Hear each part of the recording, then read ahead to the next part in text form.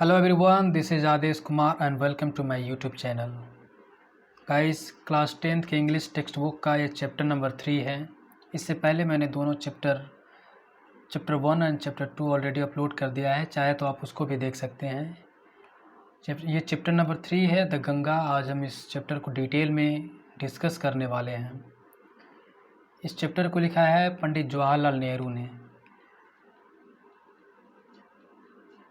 पंडित जवाहरलाल नेहरू ने अपनी इच्छाओं को इस चैप्टर में जाहिर किया है और भारत के जो लोग हैं और उनके प्रति जो प्यार है, लगाव है, उसका इन्होंने बहुत आभार व्यक्त किया है। और साथ ही साथ इनके साथ जो कार्य करने वाले जो सहयोगी थे, सहकर्मी थे, उनका भी इन्होंने बहुत आभार व्यक्त किया है। और साथ में इन्होंने गंगा नदी की भी तारीफ़ किया है। इन्होंने अपनी इच्छाओं को इस चैप्टर में जाहिर किया है, बताया है। और इसके अलावा भी इनकी बहुत सारी इच्छाएं थीं, और वो इच्छाएं क्या क्या थीं, चलिए इस चैप्टर को पढ़ने के बाद देखते हैं कि उनकी इच्छाएं क्या क्या थीं।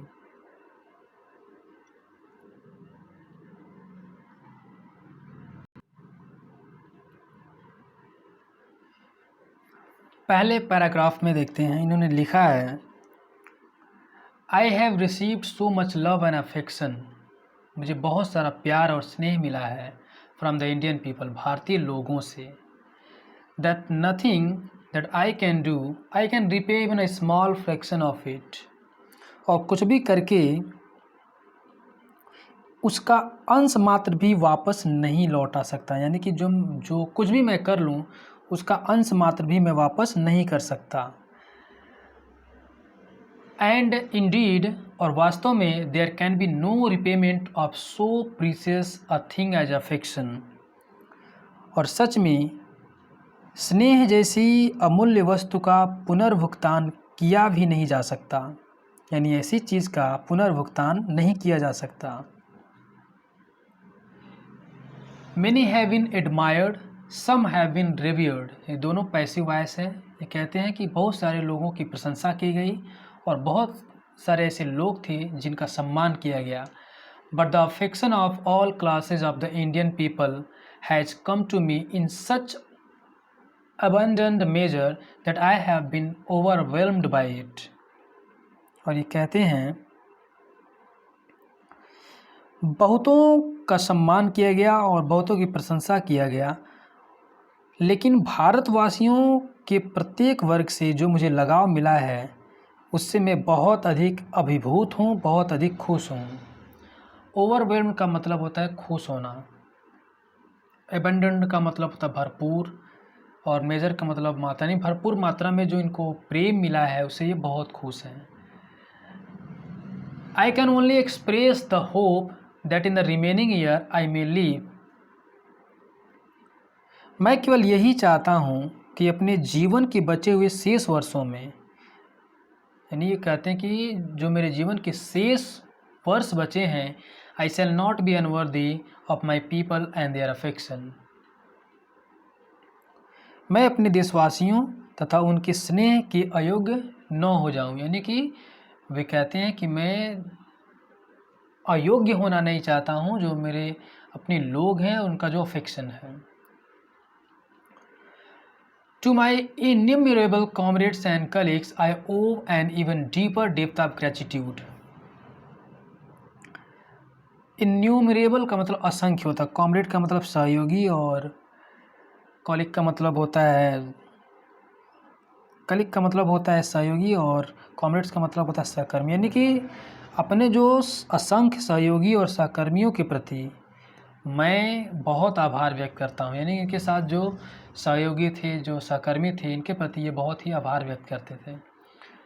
We have been joint partner in a great undertakings and I have shared the triumph and sorrow which inevitably accompanies them। ये कहते हैं जो बहुत से महान कार्यों में सहयोगी रहे तथा उनसे जुड़े विजयों एवं दुखों को भी हमने साथ बांटा है या साझा किया है।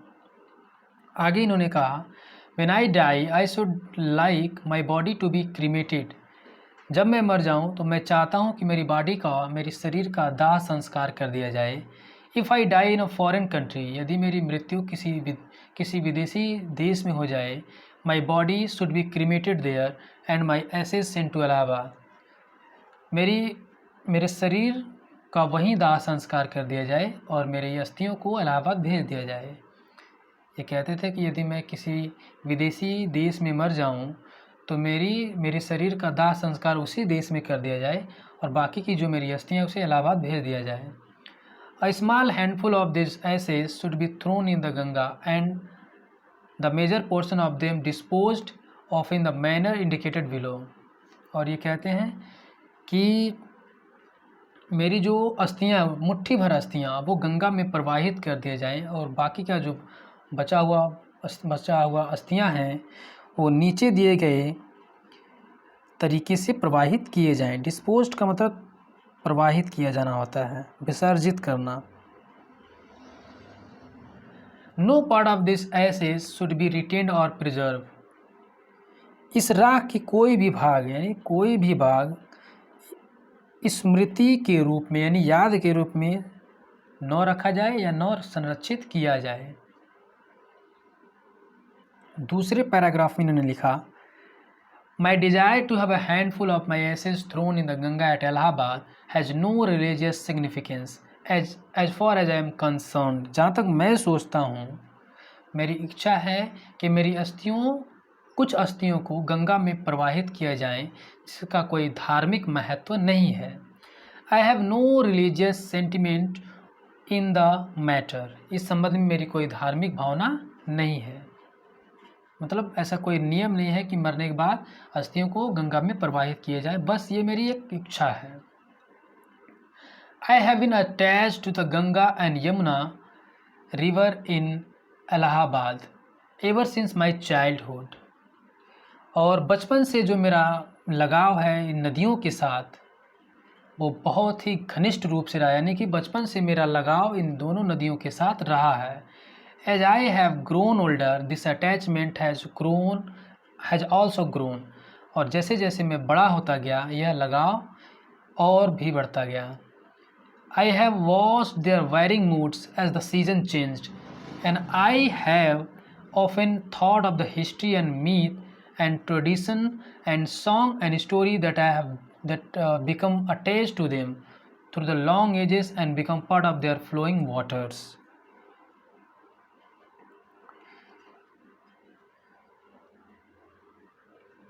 और ये कहते हैं कि मैंने देखा है भारत की जो परंपराएं हैं, जो इतिहास रहा है, जो इन नदियों से जुड़ी कहानियाँ और गीतें हैं, इन सब के बारे में मैंने सोचा है। that have become attached to them, जो इनसे जुड़ी हुई हैं युगों युगांतर से, यानी सदियों से जुड़ी हुई हैं। and become part of their flowing water, जो कि इस नदी के बहते हुए जल का एक हिस्सा बन कर के रह गई हैं। तीसरे पैराग्राफ में इन्होंने क्या कहा है, the Ganga specially is the river of India. Ganga विशेष रूप से भारत की एक नदी है। बिलव्ड ऑफ हर पीपल, जो कि भारत के लोगों के द्वारा बहुत ही प्रेम किया जाता है। Round which are intertwined her racial memories, her hopes and fears, her songs of triumphs, her victory and her defeats.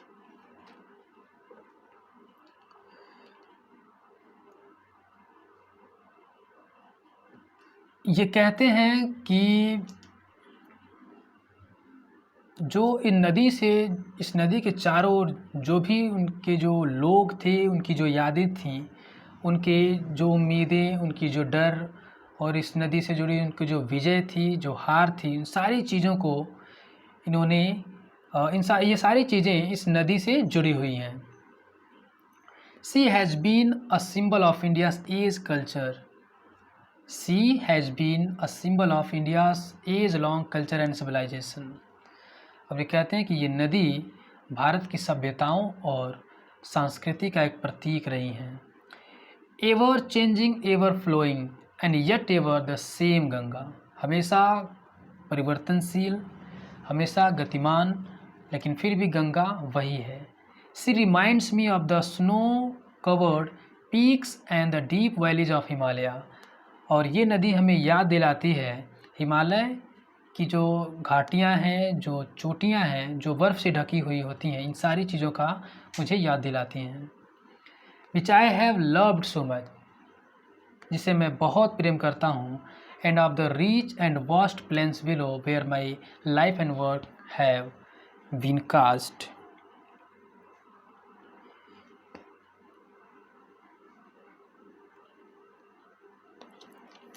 और ये कहते हैं, गंगा मुझे उपजाऊ और विशाल रूप में फैले हुए मैदानों का स्मरण कराती है, जहाँ मेरे जीवन एवं कार्य को साकार रूप प्राप्त हुआ।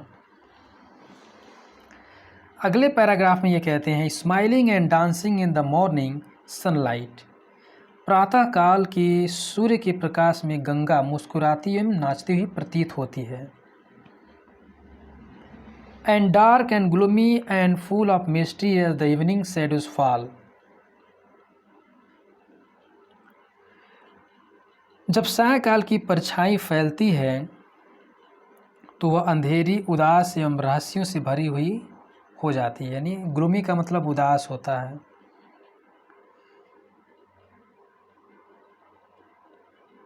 A narrow, slow and graceful stream in winter, and a vast roaring thing during the monsoon. शीत ऋतु में यह संकरी, सिकड़ी हुई, मंदगति एवं आकर्षक जलधारा मानसून मतलब आकर्षक सी दिखती है। और मानसून में एक विशाल गर्जन करती हुई, प्राय समुद्र के समान विशाल वक्ष वाली एक समुद्र जैसी विनाशकारी शक्ति लिए गंगा मेरे लिए भारत के अतीत का स्मृति प्रतीक चिन्ह है।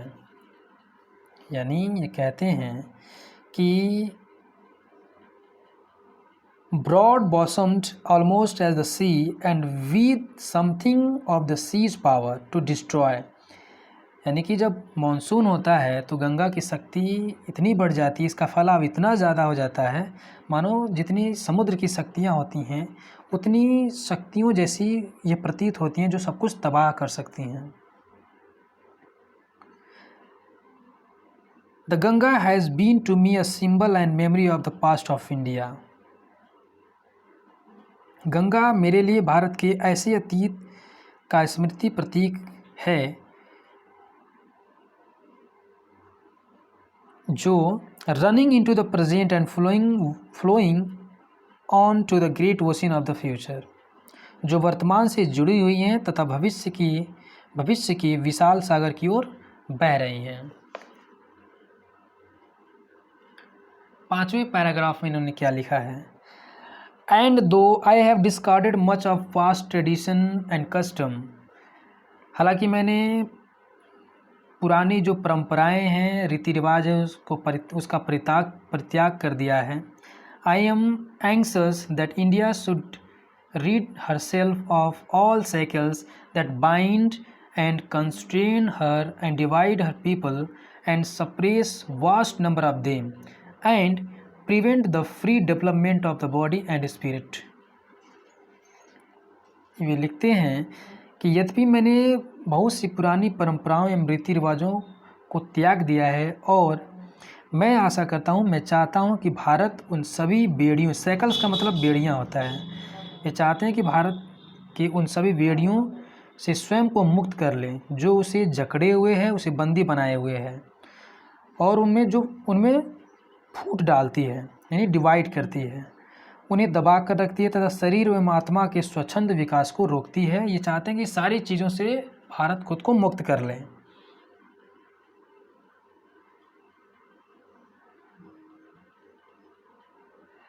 Though I seek all this, yet I do not wish to cut myself off from that past completely। यद्यपि मैं यह सब आशा करता हूँ, परंतु मैं खुद को अतीत से पूरी तरह से अलग नहीं करना चाहता हूँ।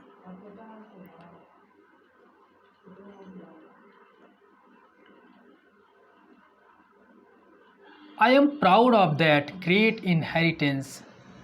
इनहेरिटेंस का मतलब विरासत। मैं इस महान विरासत पर गर्व करता हूँ, दैट हैव बीन, जो हमारी रही है, जो हमारी है, एंड आई एम कॉन्शियस, और मुझे एहसास है, that I too like all of us, and I am linked to the unbroken chain which goes back to the dawn of history in the immemorial past of India. ये कहते हैं कि मैं पूर्ण रूप से अतीत से अलग नहीं होना चाहता हूँ और मुझे इस महान विरासत पर गर्व है जो हमारी रही है और आज भी है, और मैं जानता हूँ कि सभी की भांति मैं भी इस अटूट श्रृंखला का हिस्सा हूँ जो भारत के अतीत की ओर ले जाती है, which goes back to the history of India.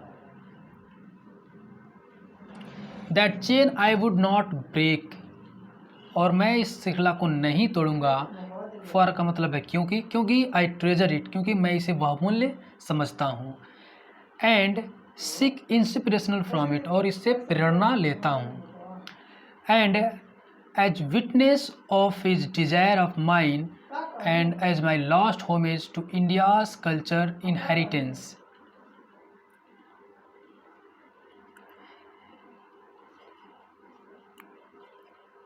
और अपनी इस इच्छा को साक्षी मानकर भारतीय सांस्कृतिक विरासत के प्रति अपनी अंतिम श्रद्धांजलि, होमेज का मतलब होता है श्रद्धांजलि, यानी अंतिम श्रद्धांजलि के रूप में मैं यह विनती कर रहा हूँ कि मेरी राख का एक मुट्ठी भर भाग, यानी कि ये अपनी श्रद्धांजलि में ये अपनी इच्छा को व्यक्त कर रहे हैं कि I am making this request that a handful of my ashes to thrown into Ganga at Allahabad to be carried to the great ocean that washes India's shore। और मैं विनती करना चाहता हूँ कि मेरी राख का एक मुट्ठी भर भाग इलाहाबाद की गंगा में प्रवाहित कर दिए जाएं, जिससे वह इस विशाल सागर में पहुँच जाए जो भारत के चरण रूपी तटों को धोती है। आगे इन्होंने लिखा है, the major portion of my ashes should be however be dispose of, otherwise I want this to be carried high up into the air in an aeroplane and scattered from that height over the field where the peasant of India toil, so that they might mingle with the dust of soil of India and become an indistinguishable part of India। ये कहते हैं कि मेरी जो अस्थियां हैं उसे वायुयान से ऊपर यानी ऊंचाई तक ले जाया जाए और वहाँ से उन मैदानों में बिखेर दिया जाए जहाँ भारत के गरीब किसान परिश्रम करते हैं, ताकि वह भारत की धूल और मिट्टी में मिलकर भारत का एक अभिन्न हिस्सा बन सके। इनडिस्टिंग्विशेबल का मतलब होता है अभिन्न और पार्ट का मतलब हिस्सा, यानी कह रहे हैं कि मेरी अस्थियों को हवाई जहाज़ से ऊपर ले जाए, ऊंचाई तक ले जाए, वहाँ से उन खेतों में बिखेर दिए जाएं जहाँ पे भारत के गरीब किसान परिश्रम करते हैं। लास्ट लाइन इन्होंने लिखा है, I have written this will and testament in New Delhi on the 21st day of June in the year 1954। मैं यह वसीयतनामा एवं इच्छा पत्र नई दिल्ली में 21 जून सन 1954 को लिखा है।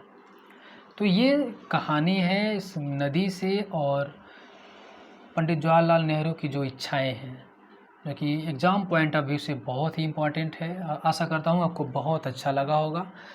और जितने भी मैंने चैप्टर पढ़ाए हैं, अगर इस चैप्टर से रिलेटेड अगर आपके कोई क्वेश्चन हो तो आप मुझे कमेंट कर सकते हैं, मैं उसका जवाब दूंगा।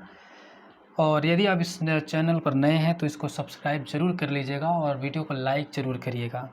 मिलेंगे एक नए वीडियो में एक नए चैप्टर के साथ, तब तक के लिए अपना ख्याल रखिएगा।